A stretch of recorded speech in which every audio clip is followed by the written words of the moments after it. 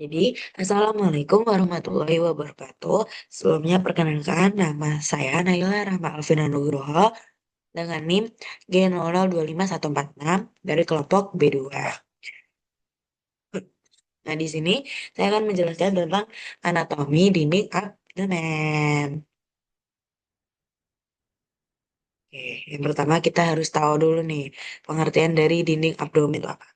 Jadi, dinding abdomen adalah struktur berlapis-lapis yang membungkus dan melindungi rongga perut atau abdomen beserta organ-organ di dalamnya atau visera. Nah, lapisan ini tuh terdiri dari kulit, lemak, fasia, tiga lapis otot pipih, kayak oblik eksternal, internal, dan transversus abdominis, serta ada peritoneum parietal. Fungsinya tuh nggak cuman untuk perlindungan, tetapi juga untuk membantu gerakan tubuh, pernafasan, berkemih, dan buang air besar. Lanjut, ini fungsinya lagi nih yang lebih spesifik. Nah, fungsi dari dinding abdomen adalah sama kayak tadi, melindungi organ dalam, menstabilkan tubuh, membantu berbagai gerakan, serta proses fisiologis kayak pernafasan, batuk, bersin, dan buang air besar. Nah, dinding ini menyediakan penutup yang fleksibel dan tahan lama untuk menjaga organ-organ perut, seperti saluran pencernaan, ginjal, dan organ reproduksi tetap pada tempatnya dan melindunginya dari cedera. Lanjut nih, kita bahas tentang lokasi dan struktur. Pertama itu ada lokasinya. Jadi di bagian superior atau di atas, kita tuh bakal melihat diafragma. Oh, bentar. Oke, penjelasannya dulu ya. Jadi dinding abdomen itu adalah lapisan kulit, jaringan sukutan, fasia, otot, dan peritoneum yang membungkus rongga perut. Secara anatomis, dinding abdomen dapat dibagi menjadi dinding anterolateral, depan dan samping, dan posterior atau belakang. Nah, di bagian lokasi dinding abdomen berada di antara dada atau toraks dan panggul atau pelvis. Kayak di bagian superior kita bakal bisa melihat batasnya itu di diafragma. Terus di inferior atau bagian bawah itu ada apertura pelvis superior. Hmm. Ya, bentar ya. Oke, itu pelvis pokoknya. Nah, di bagian anteriornya, eh, buat yang anterior atas, itu berbatasan dengan bagian bawah kafum torakis. Terus buat yang di bawah itu ada musculus musculus dan fasianya. Terus buat di posterior, itu bakal ada os vertebra lumbar 1 sampai 5 dan diskus intervertebralis ya. Terus buat di lateral bakal ada os costae dan coccyx. Terus ada muskulus-muskulusnya. Oh ya, banyak. Lanjut aja. Nah, ini bagian anterolateral. eh Anterolateral itu depan samping dan posterior. Di anterolateral itu kalau kelihatan kulit, terus ada fasia superficialis ya, dibagi dua, fasia Kemper dan fasia Scarpa.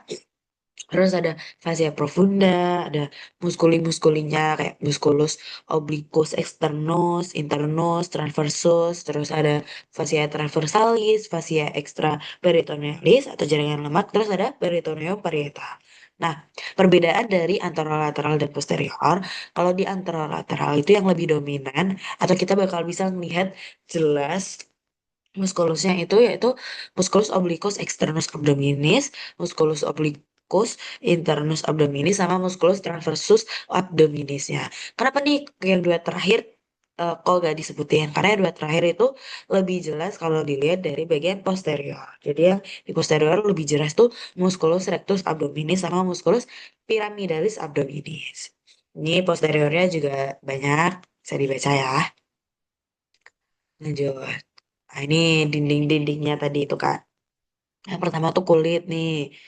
Ini kulit bagi paling luar. Superficial tuh apa sih? Superficial tuh yang paling jauh, menjauhi tubuh. Yang paling luar lah bahasanya. Terus habis itu ada fascia Kemper, fascia Scarpa. Nih Kemper, terus Scarpa yang lebih dalamnya lagi. Habis itu ada si fascia profunda. Ya. Nah, fascia profunda itu yang mana? Fascia profunda tuh ada di bagian, kayak dia tuh fungsinya kayaknya untuk membatasi si muskulus-muskulus ini nih, si otot-otot ini. Jadi kayak dia sebagai pembatasnya gitu.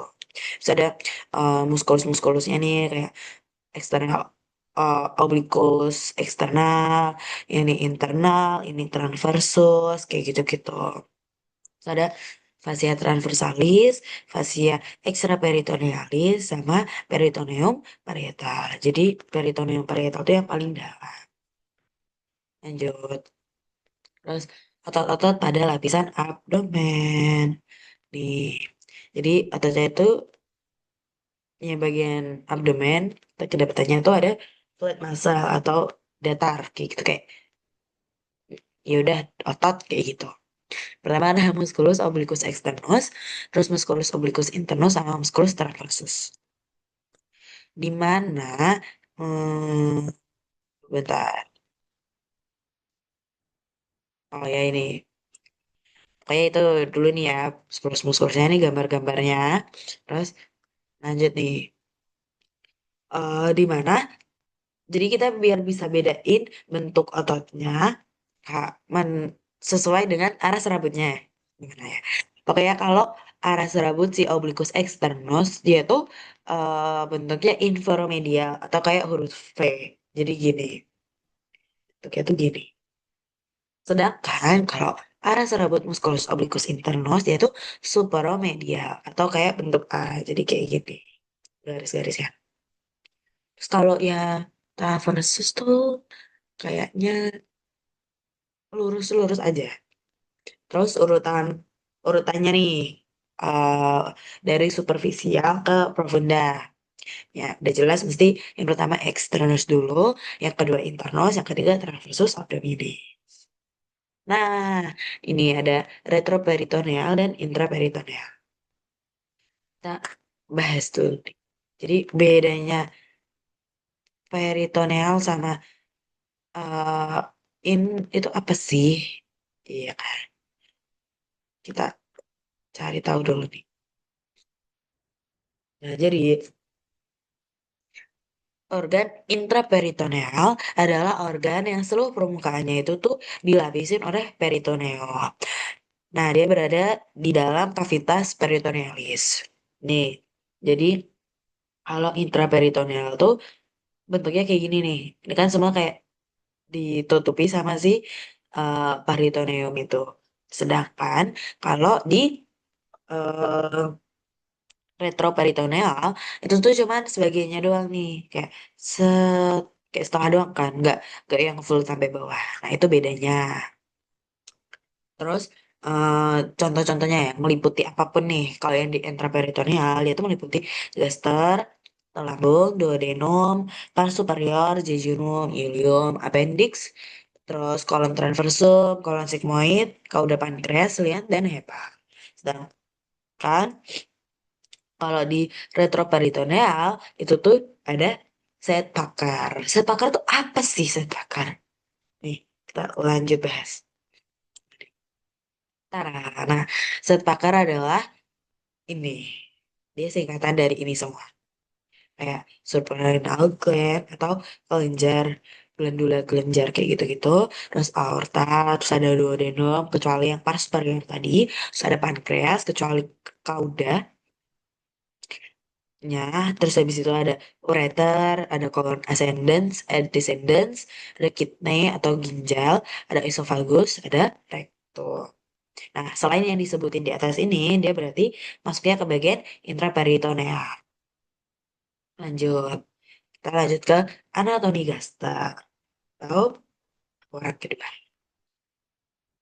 Kita harus tahu dulu nih pengertiannya. Jadi, pengertian gaster adalah gaster itu ya lambung. Nah, yaitu organ yang berbentuk huruf J yang terletak di dalam tubuh dan berfungsi untuk mencerna makanan dengan enzim dan cairan. Organ ini merupakan bagian dari saluran pencernaan yang terletak di antara kerongkongan atau esophagus dan usus halus atau duodenum. Istilah gaster juga bisa merujuk pada bagian perut celaka atau obat-obatan tertentu, kayak obat anti tukak. Oke, itu next turun aja. Lanjut. Ini ada fungsinya. Fungsi gaster atau lambung adalah sebagai tempat penampungan dan pencernaan makanan, baik secara mekanik maupun kimiawi. Nah, kalau secara mekanik, otot lambung itu tuh mengaduk makanan dan mencampurnya dengan getah lambung. Sedangkan secara kimiawi, lambung menghasilkan asam klorida dan enzim pencernaan seperti pepsin untuk mencegah protein menjadi molekul yang lebih kecil dan mengubahnya menjadi bubur kental yang disebut kimus sebelum dikirim ke usus halus. Terus ini ada lokasi dan struktur dinding abdomen. Gaster atau lambung itu terletak di perut bagian atas, lebih tepatnya di sebelah kiri di bawah diafragma dan di antara kerongkongan esofagus serta usus halus atau duodenum. Nah, secara anatomis, posisinya itu miring dan terletak di kuadran kiri atas. Kuadran kiri atas itu berarti sekitar sini, meliputi area hipokondria kiri, epigastrium, dan umbilikal. Jadi kadang kalau membesar dia bisa sampai ke umbilikalis. Cuman kalau nggak ya, cuman dua ini doang. Gitu. Nah, habis itu, oh ini bagian eh apa ya, bagian-bagiannya. Jadi, daster itu kita bagi dulu. Ini ada yang kayak melengkungnya ini itu namanya fundus. Terus yang tengah ini namanya badan. Yang ini ada pyloric antrum. Dan yang terakhir baru ada pylorus. Atau pylorus tuh batas antara si gaster sama si eh, duodenum. Nah, di gaster ini juga ada ininya nih namanya. Hmm, ini ada kardialnya, terus ada si lesser curvatur, oh curvatur minor, sama yang di sini ada curvatur mayor ya. Nah, di curvatur minor dia itu akan ditempeli namanya omentum, omentum minus. Nah, kalau di mayor dia juga ditempeli namanya omentum maius. Nih, struktur-struktur. Jadi ada empat bagian tadi kan kayak fundus, terus ada pars-parsnya, pars cardiaca, terus ada corpus, gastricum, ada pars pylorica. Nah, terus LES ya nih. Oh ya LES, LES tuh apa sih? LES tuh kayak eh, apa ya? Bukan alat sih, tapi lebih kayak dia tuh fungsinya, tugasnya tuh buat menutup di antara ini nih, antara esofagus ke gaster, pokoknya di bagian sini. Jadi fungsinya buat apa sih? Jadi kalau misal eh kayak emah gitu, kan kadang asam di lambungnya tuh dia meningkat. Nah, fungsinya LLS ini dia tuh buat menekan biar cairannya itu tuh gak masuk ke esofagus. Nah, kadang kalau misal orang yang kayak punya emah kayak gitu-gitu, masa sakit emah, dia kadang kan kayak perih terus rasa mual karena si cairan asam dari eh daster ini tuh dia naik ke esofagus, makanya dia ngerasain kayak gitu. Dan kadang si LES ya itu tuh juga udah kayak nggak kenceng lagi gitu, jadi kayak agak kendur kayak gitu untuk LES-nya. Lanjut aja deh. Ah, ini ini histologinya. Nah, jadi di dinding daster itu memiliki susunan dari luar ke dalam. Kayak yang pertama ada tunika serosa. Terus kedua ada tunika muscularis. Habis itu ada tunika submucosa sama tunika eh, seros. Oh, tunika mukosa. Nah, tunika serosa itu apa sih? Yaitu peritoneum visceral gaster yang berefleksi menjadi omentum minus ke arah hepar dan omentum maius ke arah kolon, ileum, dan diafragma. Jadi dia lapisan yang paling luarnya lah kalau di gaster. Terus ada tunika muscularis. Ini urutannya dari luar ke dalam. Ada stratum longitudinum, stratum circularum, stratum obliquum, pokoknya kayak gitu-gitu. Terus ada tunika submucosa sama tunika mucosa. Pokoknya gitu aja. Lanjut. Nah, ini strukturnya omentum-omentum tadi yang aku bilang. Di kan omentum dibagi dua, ada omentum maius, omentum minus. Nah, kalau di omentum maius, dia tuh ada ligamentum-ligamentum yang terkait atau yang keikutan. Pertama ada ligamentum gastrocolica, terus ada ligamentum gastrifrenica, ligamentum gastrolinal, sama ligamentum splenorenal. Nah, kenapa sih namanya itu? Nah, ligamentum kan kayak yang mengeratkan, kalau nggak salah. Di ligamentum gastrocolica berarti dia tuh eh, di antara si gaster sama coli atau usus besar. Terus ada ligamentum gastrifrenica berarti itu antara gaster sama si frenica. Atau apa sih frenica? Pokoknya frenica itu. Ini frenica. Terus ada ligamentum gastrolinal. Berarti dia ada di dekat lien. Dekatan sama lien. Terus ada splenorenal. Kayak itulah pokoknya. Terus omentum minus itu ada dua ligamentum, yaitu ligamentum hepatoduodenal sama ligamentum gastrohepaticum. Nah, di ligamentum hepatoduodenal itu berisi vena porta hepatis, terus sama arta hepatica, ah, arteri hepatica propria. Terus ada ductus-ductusnya juga, ductus coledochus sama flexus hepaticus. Oke, lanjut ada anatomi appendix. Kita harus cari tahu dulu nih pengertiannya apa. Jadi pengertian appendix adalah eh, organ kecil berbentuk kantong menyerupai jari yang menonjol dari bagian pertama usus besar atau sekung di perut kanan bawah. Nah, istilah appendix seringkali digunakan secara bergantian dengan usus buntu untuk merujuk pada organ itu sendiri. Appendix mana coba ya tebak? Appendix itu yang ini nih. Dia kecil banget kan. Pokoknya itu. Lanjut, fungsinya apa nih? Fungsi appendix atau usus buntu bukan usus buntu sih, appendixnya ya. Dalam medis adalah sebagai organ imun dan tempat pelindungan bakteri baik untuk membantu pemulihan pencernaan setelah sakit. Nah, usus buntu itu menyimpan bakteri usus yang bermanfaat yang dapat mengisi ulang atau mendaur ulang usus setelah penyakit kayak diare parah serta membantu melindungi tubuh dari infeksi patogen. Itu pokoknya. Lokasinya nih di sini. Menurut garis Monroe Pitcher, diukur dari sias dextra ke umbilicus, pangkal appendix itu terletak di sepertiga lateral garis Monroe Pitcher yang disebut sebagai titik McBurney. Nih, titiknya. Kayak tadi kan, mana? Nih, dia kan di sebelah sini nih. Kecil kayak gitu aja. Terus kalau menurut garis Lenz, diukur dari sias dextra sampai sias sinistra, ujung appendix adalah pada titik seperenam lateral dextra. Kayak gitu. Terus ada variasi-variasi letak appendixnya nih. Yang pertama ada appendix retrosecal, terus ada appendix postilealis, ada appendix pelvicum, appendix prelealis, sama appendix subcaecalis. Ini gambar-gambarnya. Nah, ini penjelasan lebih rincinya ya. Jadi appendix retosekal itu terletak di belakang sekum mengarah ke atas, merupakan bentuk paling umum. Habis itu ada appendix postilealis. Nah, dia itu terletak lebih mengarah ke kiri di belakang ileum dan mesenterium. Habis itu ada juga appendix pelvicum. Dia itu mengarah ke bawah, mele- melewati sus mayor dengan ujungnya melebihi tepi atas panggul bawah.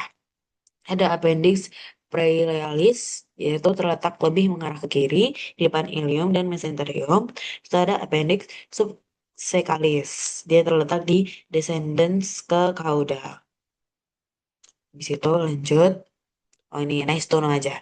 Jadi appendix itu merupakan tonjolan buntu dari bagian apex cecum yang kaya akan jaringan limfoid. Nah, pada dasarnya ini itu melekat pada permukaan posteromedial cecum di bawah junctura ileocecalis. Panjang appendix ini bervariasi dari 6 sampai 13 cm. Dia diliputi seluruhnya oleh peritoneum yang melekat pada lapisan bawah mesenterium intestinum teno yang melalui mesenteriumnya sendiri yang pendek yang dikenal sebagai mesoappendix atau mesenteriole. Nah, mesoappendix ini berisi arteri, vena appendicularis, dan saraf-saraf yang lain. Terima kasih.